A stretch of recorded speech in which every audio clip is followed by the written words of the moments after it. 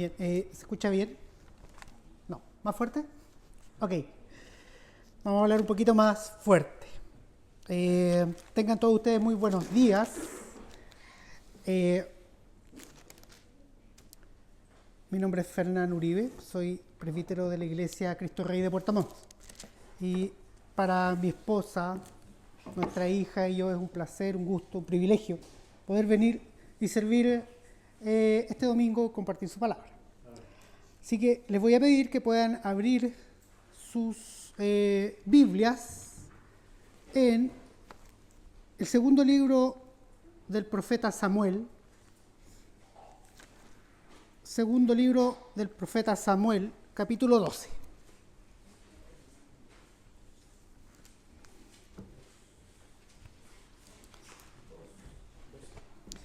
Segundo de Samuel, capítulo 12. Bien, le voy a pedir que reverentemente demos lectura a los versículos del 1 al 10. Dice así la palabra de Dios. Jehová envió a Natán a David, y viniendo a él le dijo: había dos hombres en una ciudad, el uno rico y el otro pobre. El rico tenía numerosas ovejas y vacas, pero el pobre no tenía más que una sola corderita que él había comprado y criado, y que había crecido con él y con sus hijos juntamente, comiendo de su bocado y bebiendo de su vaso y durmiendo en su seno, y la tenía como a una hija. Y vino uno de camino al hombre rico, y éste no quiso tomar de sus ovejas y de sus vacas para guisar para el caminante que había venido a él, sino que tomó la oveja de aquel hombre pobre y la preparó para aquel que había venido a él. Entonces se encendió el furor de David en gran manera contra aquel hombre, y dijo a Natán: vive Jehová, que el que tal hizo es digno de muerte, y debe pagar la cordera con 4 tantos, porque hizo tal cosa y no tuvo misericordia. Entonces dijo Natán a David: tú eres aquel hombre. Así ha dicho Jehová, Dios de Israel: yo te ungí por rey sobre Israel, y te libré de la mano de Saúl, y te di la casa de tu señor y las mujeres de tu señor en tu seno. Además, te di la casa de Israel y de Judá, y si esto fuera poco, te habría añadido mucho más. ¿Por qué, pues, tuviste en poco la palabra de Jehová, haciendo lo malo delante de sus ojos? A Urías Eteo heriste a espada, y tomaste por mujer a su mujer, y a él lo mataste con la espada de los hijos de Amón. Por lo cual, ahora no se apartará jamás de tu casa la espada, por cuanto me menospreciaste, y tomaste la mujer de Urías Eteo para que fuese tu mujer. Hasta ahí les voy a pedir que me puedan acompañar en una oración. Bendito Padre Celestial, nos presentamos delante de ti, Señor, pidiendo que tu Santo Espíritu pueda alumbrar los ojos de nuestro corazón, pueda abrir nuestro entendimiento para escuchar tu voz, tu palabra, porque sin la asistencia de tu Santo Espíritu son palabras vacías.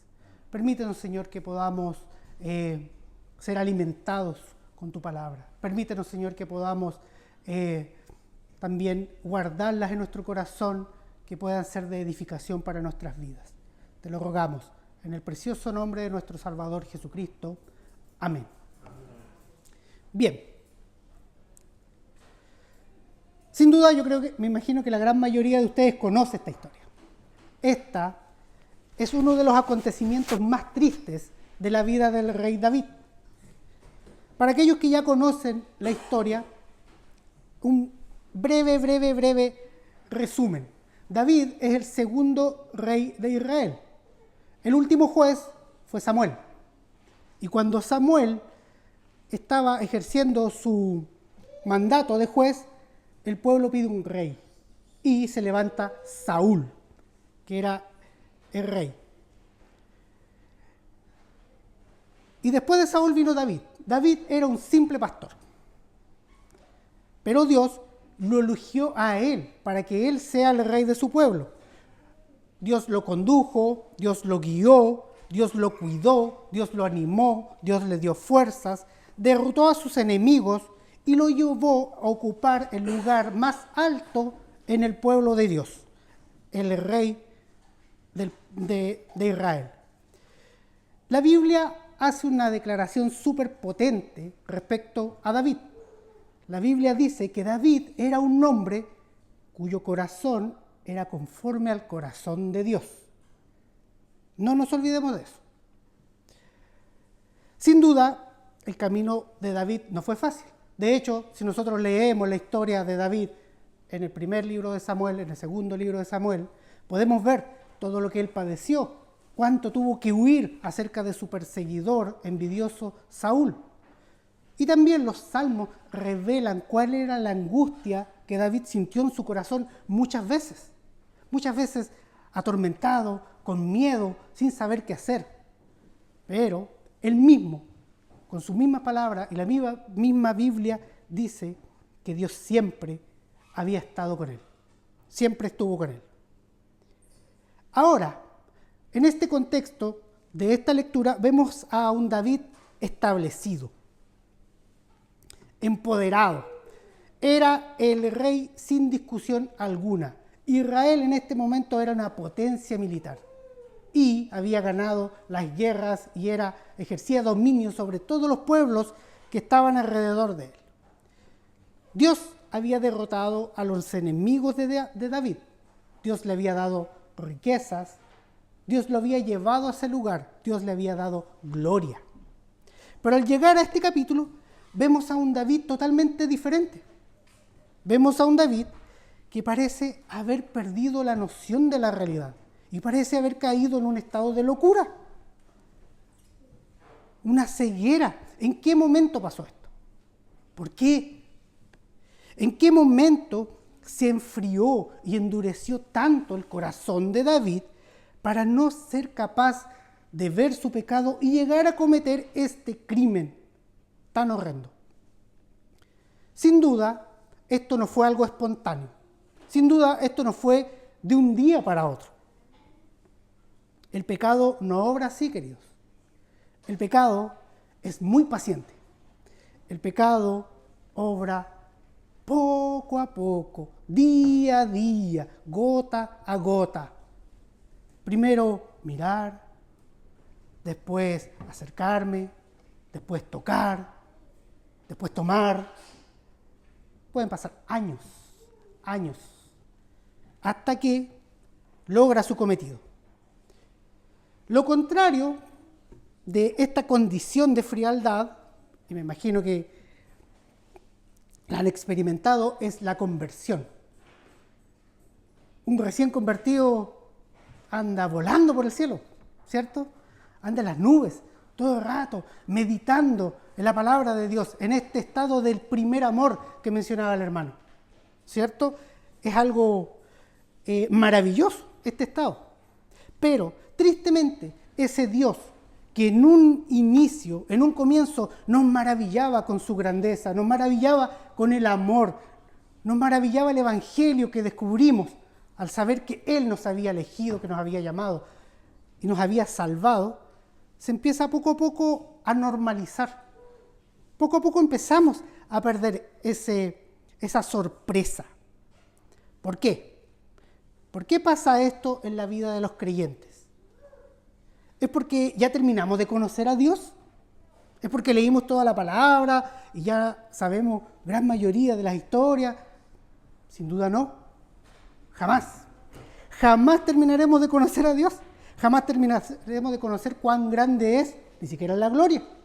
Jamás terminaremos de conocer su poder, de conocer su santidad, de conocer su gloria. Nunca terminaremos de entender su ciencia, jamás. Entonces, ¿por qué nos enfriamos? ¿Qué es lo que pasa?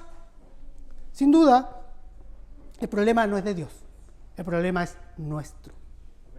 El problema es de nuestro corazón y de nuestra naturaleza pecaminosa. El enfriamiento espiritual es mucho más común de lo que nosotros creemos. Y es muy probable que aquí hayamos personas, o hayan personas, que estemos o nos sintamos lejos de Dios, frías espiritualmente. Es muy probable que eso sea. Es por eso que el título del sermón de hoy es El camino del enfriamiento espiritual. Y la primera cosa es que dejamos de hacer lo que tenemos que hacer. Dejamos de hacer lo que tenemos que hacer. El capítulo 11 del segundo libro de Samuel, cuando comienza esta historia de David y Betsabé, el versículo 1 y 2 nos dice: aconteció al año siguiente, en el tiempo que salen los reyes a la guerra, que David envió a Joab y con él a sus siervos y a todo Israel, y destruyeron a los amonitas y sitiaron a Rabá. Pero David se quedó en Jerusalén. Y sucedió un día, al caer la tarde, que se levantó David de su lecho y se paseaba sobre el terrado en la casa real. Y vio desde el terrado a una mujer que se estaba bañando, la cual era muy hermosa. David dejó de hacer lo que tenía que hacer. Él era el rey. Él debería haber estado en el campo de batalla. Antiguamente no era como hoy. Hoy los presidentes, los que ejercen dominio sobre una nación, solamente dan órdenes. Pero antiguamente no. El rey iba a la batalla. El rey era el primero que estaba en el frente de batalla, haciendo cara al enemigo, animando al pueblo. Ese era el deber del rey. Pero la Biblia nos dice que David se quedó en su casa. No nos dice la razón por qué se quedó. Sin embargo, él no debería haberse quedado ahí. ¿Y cómo lo sabemos? Porque conocemos las consecuencias de por qué él se quedó ahí. David quiso tomarse vacaciones. Él dejó de esforzarse. Se quedó en su casa, dormía hasta tarde, dice la Biblia, se levantó en la tarde, después de una siesta, o seguramente durmió hasta esa hora, tampoco lo dice. Se paseaba por el balcón, ocioso, y de repente mira y ve a Betsabé. Bueno, es curioso, porque muchas veces nosotros vemos las actividades que nosotros tenemos, las responsabilidades que nosotros tenemos, y no tan solo eclesiásticas, sino seculares, en nuestros trabajos, en nuestras vidas, en nuestras relaciones sociales, y lo vemos como un trabajo tedioso muchas veces, agotador, y lo único que deseamos tener es un tiempo para no hacer nada. A veces, ese tiempo que tanto anhelamos puede no ser tan bueno. Incluso puede ser perjudicial para nuestras vidas. Así como David, así también nosotros muchas veces dejamos de esforzarnos. Nos relajamos y nos decimos a nosotros mismos que estamos cansados.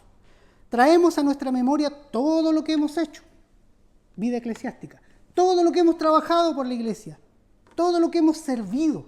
Y muchas veces nos miramos a nosotros mismos y nos comparamos con el hermano, y decimos, no, pues yo en realidad no hace nada. Yo he hecho esto, yo he trabajado esto, he trabajado tanto, me he esforzado tanto, he sacrificado tanto. Siempre cuando nos comparamos salimos ganando, siempre. Entonces me merezco un descanso. Siempre somos nosotros los que más hemos trabajado, los que más nos hemos sacrificado, los que más nos hemos esforzado, y así nos justificamos. Por lo tanto, como soy el que más ha hecho, merezco ese descanso. Y queridos, nunca es suficiente. Jamás es suficiente. Nunca. Y los que están casados, eso lo saben bien.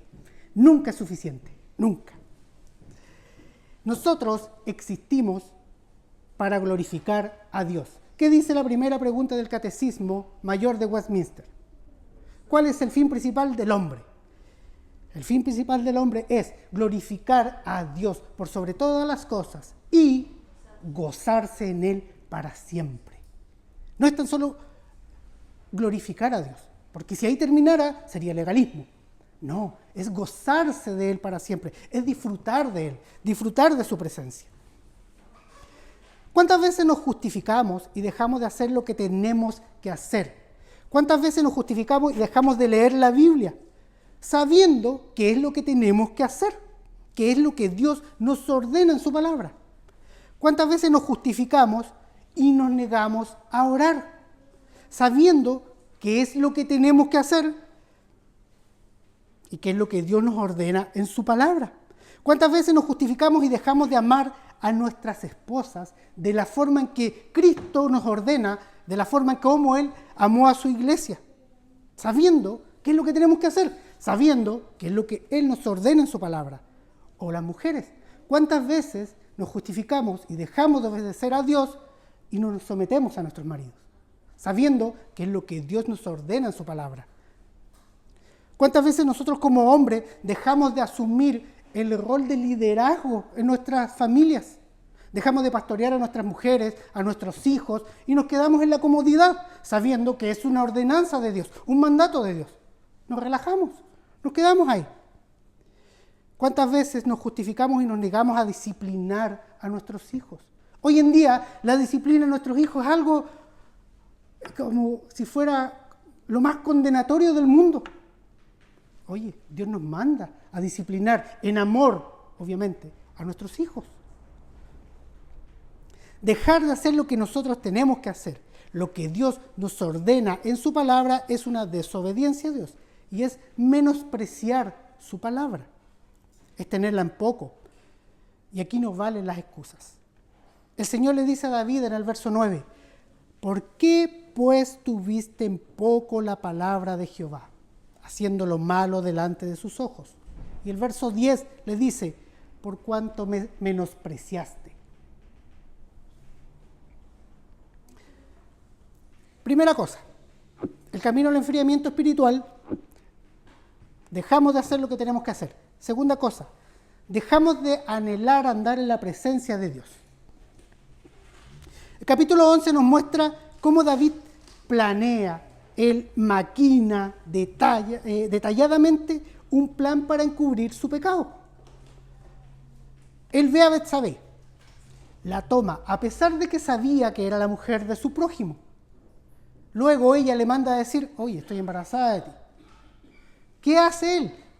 Le manda una carta a su general, Joab, que le envía a Urías, que era el esposo de Betsabé. Llega Urías, lo sienta en su mesa.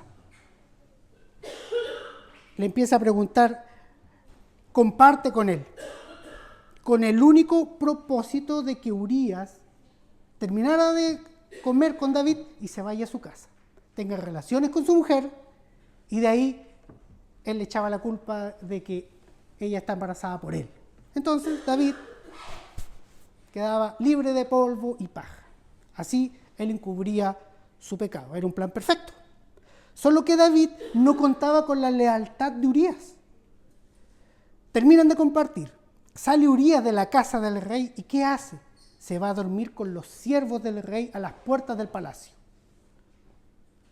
Al otro día David le pregunta, ¿y por qué no fuiste con tu esposa? ¿Por qué te quedaste aquí? Y Urías le responde magistralmente y le dice, en el capítulo 11, versículo 11, le dice, el arca e Israel y Judá están bajo tiendas. Y mi señor Joab y los siervos de mi señor en el campo.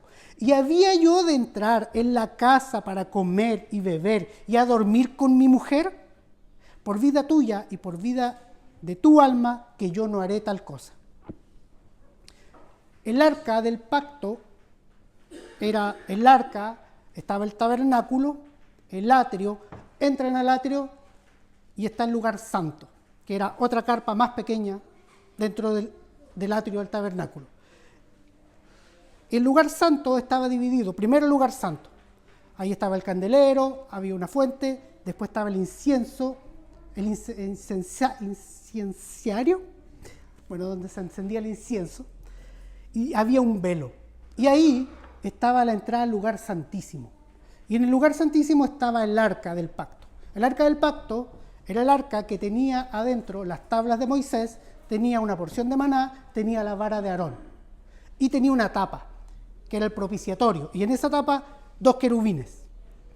y la presencia de Dios bajaba ahí. Y el sacerdote podía entrar una sola vez al año ahí. Y por lo general entraba con unas campanitas, amarrado, porque podía perder la vida.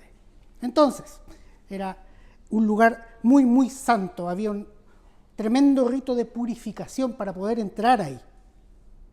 Esa era la presencia de Dios. Era el lugar más cercano a Dios en toda la tierra. Por tanto, un corazón fervoroso, un corazón animado, anhelaba estar siempre donde esté el arca. Animaba estar siempre en la presencia de Dios. Anhelaba estar donde Él esté, pero David prefiere quedarse en su casa. Un corazón fervoroso anhela congregarse. Un corazón fervoroso anhela adorar al Señor como pueblo, juntos. Un corazón fervoroso anhela escuchar la palabra de Dios. Un corazón fervoroso anhela alabar el nombre del Señor. Anhela obedecer la palabra de Dios. No por simple obediencia, porque eso sería legalismo. No. Los fariseos obedecían por simple obediencia. Eran muy obedientes, pero su corazón estaba lejos de Dios. Sino obedecer por gratitud. Ya voy a llegar ahí. Urías le dice a David. Urías le responde a David y con esto le tira el medio palo a David. ¿Cómo yo voy a ir a mi hogar? ¿Cómo voy a ir a dormir con mi esposa? ¿Cómo voy a ir a descansar a mi cama tibia y acolchada mientras el Señor y su pueblo están en el campo de batalla? ¿Cómo voy a hacer eso? David había dejado de anhelar estar en la presencia de Dios. David ni se inmuta con la declaración de Urías. Es más, al ver que su perverso plan no había salido como él lo había pensado, él le pide que se quede un día más. Quédate otro día más. Entonces intenta otra cosa. Lo emborracha y lo vuelve a tratar de que se vaya, pero Urías no cede. Bueno, eso a nosotros, queridos, nos da una idea de lo endurecido que se encontraba el corazón de David. Y lo lejos que estaba de la presencia de Dios. David había perdido el temor del Señor y solo le preocupaba la apariencia delante de las personas. En la época de los reformadores protestantes se acuñó una frase, muchas frases, pero una en particular que decía coram Deo. Y coram Deo en latín significa andar delante del rostro de Dios, andar en la faz de Dios, vivir en la presencia de Dios.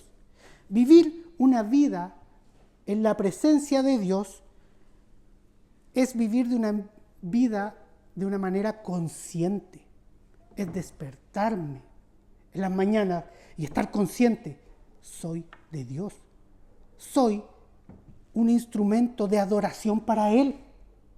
Nosotros, nuestra vida, debemos vivirla en adoración a Dios. Nuestra mente, nuestro corazón, nuestra familia, nuestras relaciones personales. El cristiano que fragmenta su vida secular y su vida eclesiástica no entiende coram Deo. No existe personalidades divididas. El cristiano es uno solo, siempre adorando a Dios, en todo, en todo. Tercer punto. Primero, dejamos de hacer lo que tenemos que hacer. Segundo, dejamos de anhelar andar en la presencia de Dios. Tercero, nos transformamos en hipócritas religiosos. La hipocresía es una actitud duramente condenada por nuestro Señor Jesucristo. Si nosotros leemos el Sermón del Monte y vemos cómo Él confrontaba a los religiosos de la época, era extremadamente duro. Decía que eran sepulcros blanqueados, que por fuera estaban relucientes, pero por dentro. La palabra hipócrita viene del griego hupócrites, que significa actor, un artista, que se ponía una máscara y personificaba a alguien, pero era falso. No era el que realmente era un simulador, un fingidor. algo que no es real. Y el hipócrita es más común de lo que nosotros pensamos. Por lo general, dentro de la iglesia nosotros podemos encontrar dos tipos de hipócritas. Un hipócrita no creyente, que no es parte del pueblo de Dios, pero que está encantado con la comunidad, encantado con esto, con la relación social que hay dentro, que se enmascara y adopta un lenguaje y se infiltra y puede orar, puede leer la Biblia, pero no es cristiano. Finge serlo para ser aceptado dentro del grupo cristiano. Pero hay otro tipo de hipócritas, los que son creyentes.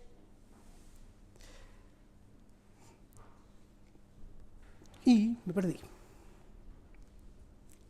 Bueno, los que son creyentes. Los que no son creyentes, ya.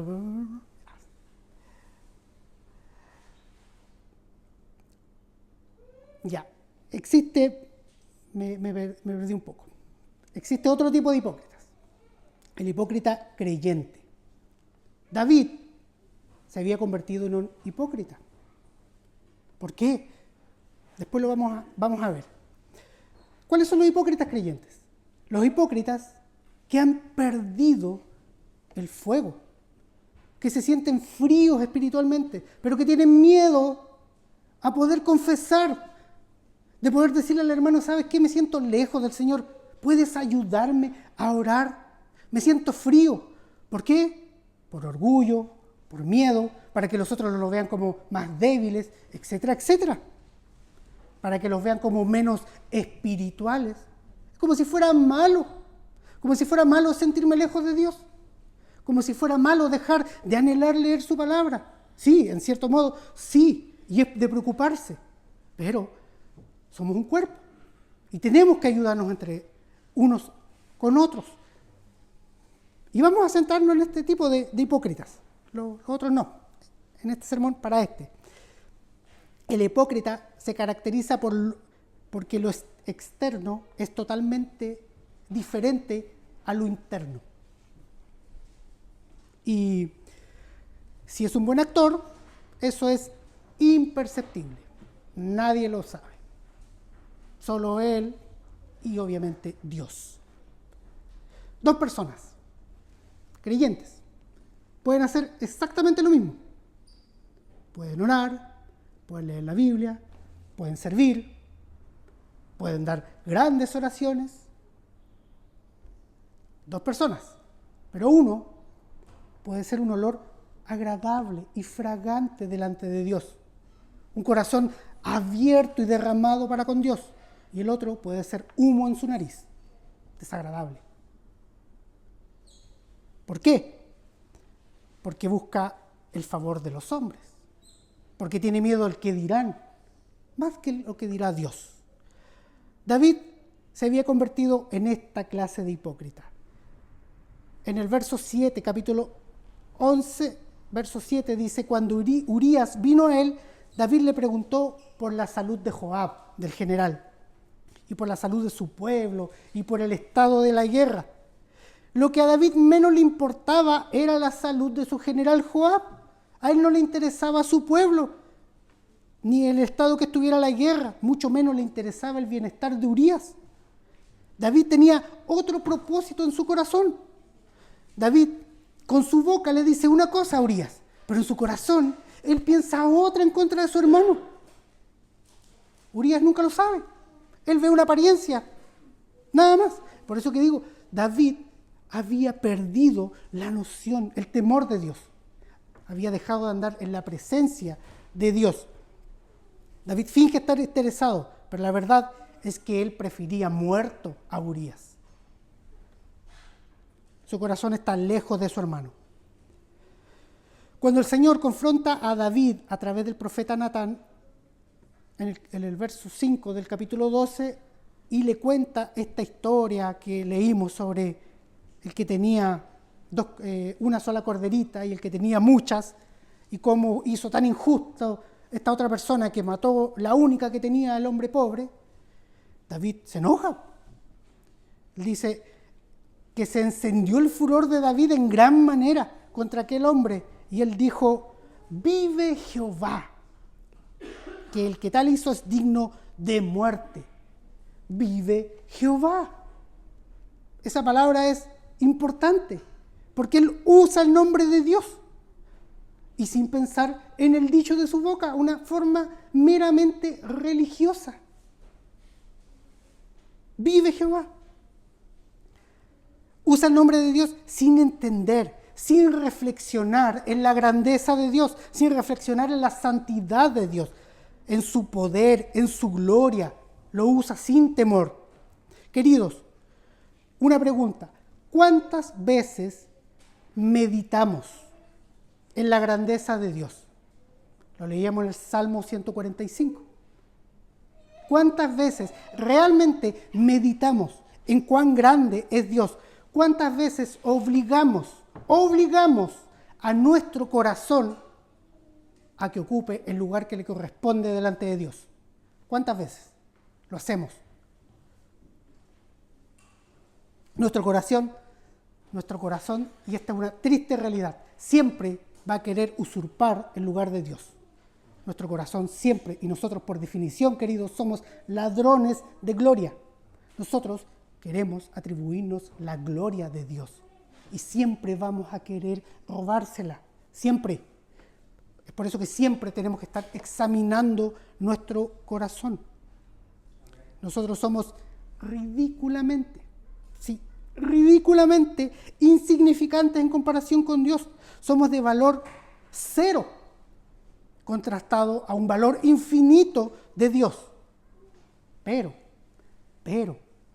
y solo en nuestro maravilloso Señor Jesucristo somos preciados para Dios. Somos parte de su pueblo, pero solo en Cristo. Entonces, por un lado, somos insignificantes, nada. Pero por otro lado, somos amados. Todos, o la gran mayoría de nosotros, en mayor o en menor grado, jugamos o hemos jugado este juego de la hipocresía. Es por eso que continuamente debemos estar examinando nuestro corazón, examinar nuestras actitudes, los dichos de nuestra boca, y en oración, queridos, contrastarlos con los pensamientos de nuestro corazón y preguntarnos, ¿por qué hago lo que hago? ¿Por qué digo lo que digo? ¿Para agradar a Dios o para agradar a los hombres?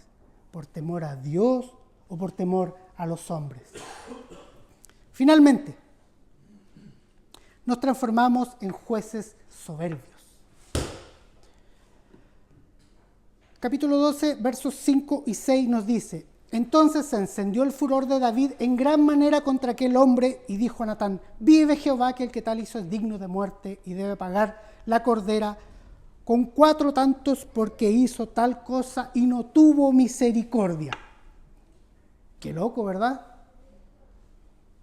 Qué loco. ¿Cómo es capaz de decir esto David después de lo que él había hecho? Aquí vemos la reacción de David frente a la historia que le cuenta el profeta Natán. David condena enérgicamente a aquella persona de la historia que actuó injustamente y sin misericordia. David tenía una tremenda viga en el ojo, pero él era incapaz de verla. Pero sí era capaz de ver la paja en el ojo ajeno. Sí era capaz de ver las faltas de los demás y más aún, condenarlas y emitir juicios condenatorios. ¿Y nosotros? ¿Cómo andamos por casa? Personalmente, yo diría que gran parte de mi pecado aflora cuando manejo. Muchas veces digo, oye, pero ¿cómo hace eso? ¿Cómo hizo esa imprudencia? Y yo a veces hago peores. Tristemente. Pero muy fácilmente puedo condenar al otro. Muy fácilmente puedo juzgar al otro. Nosotros también condenamos y juzgamos las acciones y las actitudes de otros que son acciones o actitudes que nosotros mismos tenemos o hacemos. Y a veces, como decía, mucho peor. Pero lo peor es que somos incapaces de reconocerlas. Y estamos tan endurecidos que somos incapaces de verlas por nosotros mismos. En Mateo, nuestro Salvador, Mateo 7, Sermón del Monte, dice: no juzguéis para que no seáis juzgados, porque con el juicio con que juzgáis seréis juzgados, y con la medida con que medís os será medido. ¿Y por qué miras la paja que está en el ojo de tu hermano y no echas de ver la viga que está en tu propio ojo? ¿O cómo dirás a tu hermano: déjame sacar la paja de tu ojo, y he aquí la viga en el ojo tuyo? Hipócrita, saca primero la viga de tu propio ojo y entonces verás bien para sacar la paja del ojo de tu hermano. Queridos, nosotros no somos ajenos a la triste realidad que vivió David. No caigamos en el engaño de que podemos ser mejores que David. Eso es un engaño. Nosotros podemos hacer lo mismo que David. Tenemos el mismo potencial en nuestro corazón de llegar a hacerlo. Y si llegamos a pensar que no, estamos equivocados. Nos estamos engañando a nosotros mismos. Y estamos confiando en nuestras fuerzas, no en las de Dios. Le pasó a David, el ungido de Dios, el hombre cuyo corazón es conforme al corazón de Dios. ¿Por qué no nos va a poder pasar a alguno de nosotros?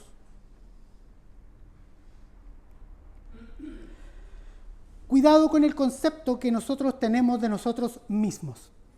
Cuidado con eso. Nunca debemos perder de perspectiva quiénes somos delante de Dios. Nunca debemos perder de perspectiva de que por la gracia de Dios somos lo que somos. Nunca, nunca. Finalmente, en este mismo capítulo, en el verso 13, dice: entonces dijo David a Natán: pequé contra Jehová. Y Natán dijo a David: también Jehová ha remitido tu pecado, no morirás. David sí obtiene las consecuencias de su pecado, pero él no obtiene el justo castigo que él merecía por su pecado. La palabra remitido en hebreo es la palabra avar, que significa traspasar, pasar por alto, dar un salto. El pecado de David quedó sin castigo para David.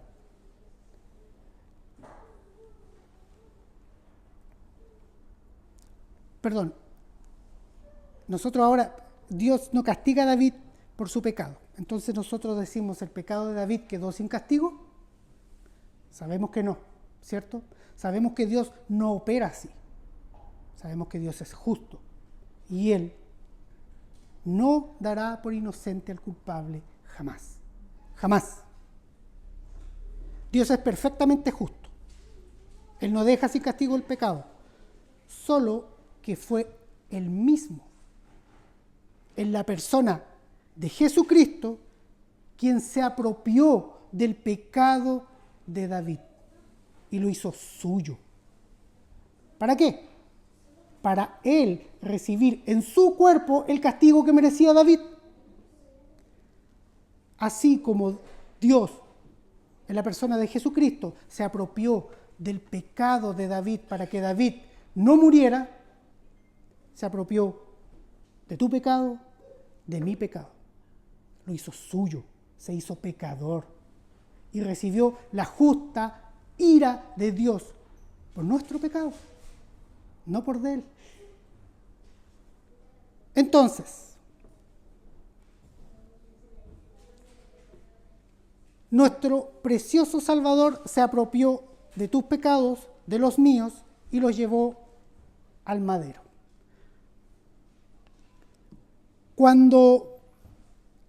Cada vez que nosotros nos sintamos desanimados, cada vez que nosotros nos sintamos fríos espiritualmente o lejos de Dios, o peor aún, dudemos del amor de Dios, lo único que tenemos que hacer es mirar a la cruz.